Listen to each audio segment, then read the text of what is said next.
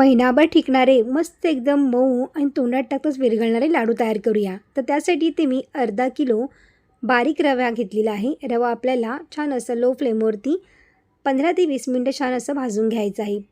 सुरुवातीला तूप न घालताच आपल्याला भाजायचं आहे आणि त्यानंतर आपल्याला अर्धी वाटी इतकं तूप घालून हा रवा छान असा भाजून घ्यायचा आहे. रव्याचे लाडू करण्यासाठी खूप जास्त तुपाची गरज लागत नाही. तुम्ही या ठिकाणी तूप कमीसुद्धा वापरू शकता. आता तुम्ही बघू शकताय बघा, रवा छान असा भाजला गेलेला आहे. तर गॅस बंद करायचा आहे आणि 1.5 वाटी इथे मी पिठी साखर घातलेली आहे.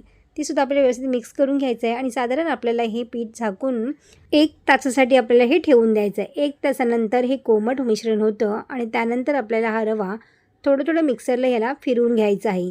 त्यामुळे लाडू वळायला अगदी सोपे जातात. त्यामुळे हे तुम्ही थोडं करून मिक्सरला लावून एकदा फिरवून घ्यायचं आहे. तुम्ही इथे बघू शकताय बघा, सहज लाडू आपले वळल्या जातात. कुठेही आपलं हे मिश्रण कोरडं झालेलं नाही आहे. आधी तुमचे लाडू जर होत नसतील ना, रवा ज्यावेळेस आपण मिक्सरला लावतो ना, त्यावेळेस आपल्याला 1 चमचा तूप घालायचं आहे. त्यामुळे लाडू वळणं अगदी सोपं जातं. तुम्ही सुद्धा नक्की ट्राय करून बघा. मस्त एकदम तोंडात टाकताच विरघळणारे लाडू आपले तयार झालेले आहेत. ट्राय करून बघा आणि मला कमेंट करून नक्की सांगा.